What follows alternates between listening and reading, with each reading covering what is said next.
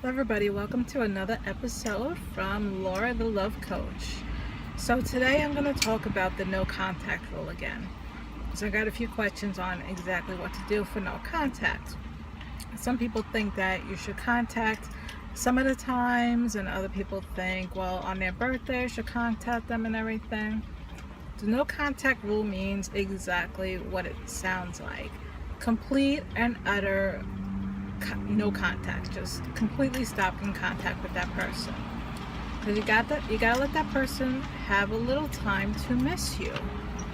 So if you get emotional one night and just call them up, they didn't contact you, right? You want that person to start wanting you, to start missing you, and to actually reach out and say, you know what, I want to try this again, or I want to see how that person is. And when that person does contact you, you want to be open to it, and you don't want to act too needy. There's a lot of reasons why we get broken up is because we either act too needy or too emotional with somebody, or we fight with somebody a lot. So the biggest thing is that you want to change your attitude and change how you act with that person. So once the contact starts again, to not be too needy, make sure you're busy a lot. Don't just give that person any time to see you. Like if they contact you and say, hey, let's go out tonight, maybe it wouldn't be the best thing to say, okay, let's go out tonight.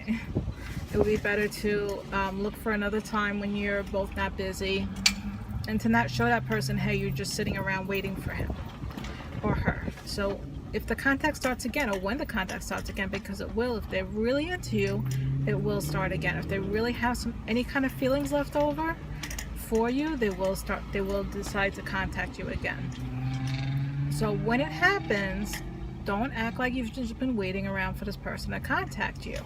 You want to act like that you have a life around that person, and maybe you started to move on. You started to do some things, you started to have more in your life and everything.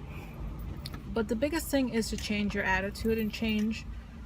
If you look at the relationship, there was a reason why it ended, right? So you have to work on you. The best investment you can do for yourself is to work on yourself. Invest in yourself. Read some books. There's a really good book that I recommend, which is called Verbal Judo. It's a really good book. It talks about how to basically communicate with people. It was written by an ex-cop. He was actually I think he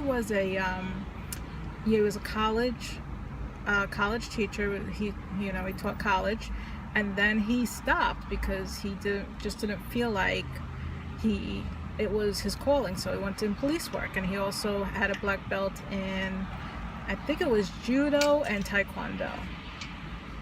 And when he went on the beat, when he started to be a cop and he watched other cops, he saw the kind of things that they do, and the verbal things that he did with that they did with the people to calm them down and everything.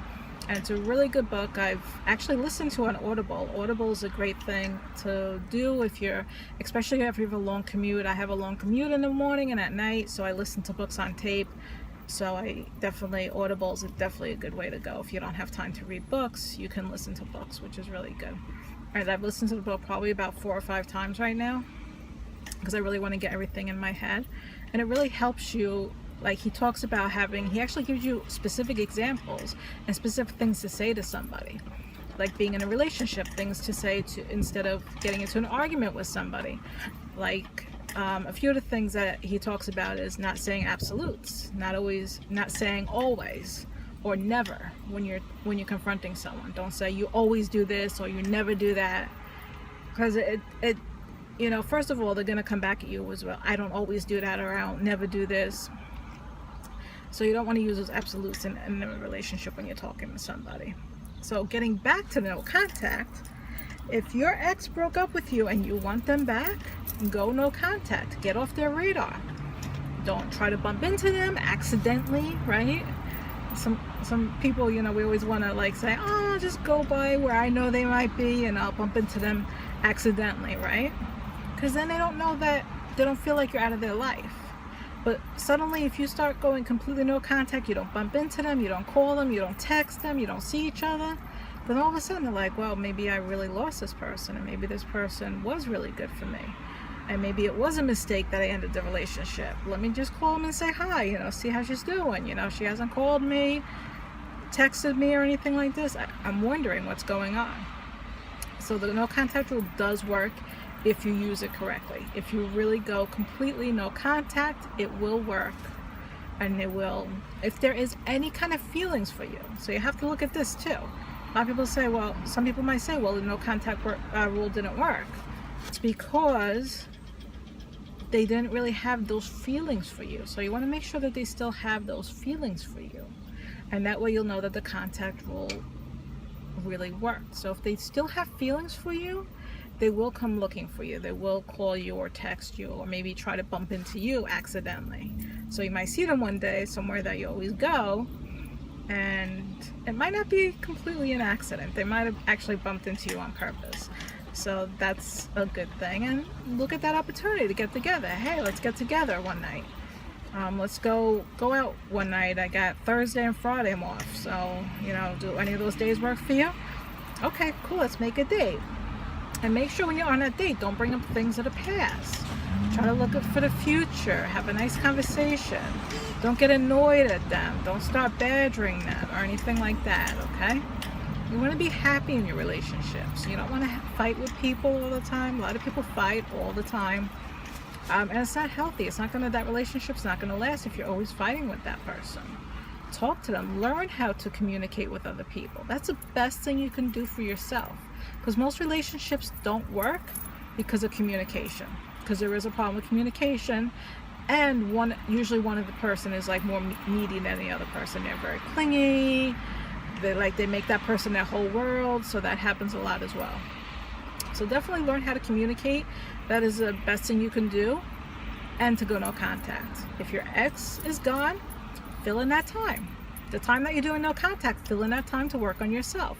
Read communication books. There's quite a few books I can list. I'm going to list the Verbal Judo one in my in the link below. I'm going to put a link to it actually to the Amazon, so you can buy it off of Amazon. But there are a lot of other books that you can read or that you can listen to in your car. I mean, we live in a great era where we can listen to books. That's great. You can do it right through your iPod, right through your iPhone, right through your phone, or anything like that. Put it right in your, most new cars these days, they have the speaker system, so you can listen to it while you're driving, and it won't interfere with the GPS or anything. So, we live in a really good era where we can actually listen to books. And you could also watch other YouTube videos of people that talk about communication skills, and I'll try to make a few of them. But communication really is the most important part of a relationship. A lot of people say trust. Trust is number 2, communication is number 1. Learn how to communicate with that person, and you'll have a much happier life. So that's my quick thoughts on the no contact rule. Please use it, please use it just like using it now. Anyway, I also do coaching, one-on-one coaching. I do Skype sessions. So if you would like to do that, you can go to my website, www.laurathelovecoach.com. And if you like this video, I would love if you like it and subscribe to my channel. That would be great. And if you'd like me to keep making videos like this, you can also donate. I'll have my PayPal account in the link. Any amount would be what I would happily accept, okay? See you all next time. Have a good one. Bye.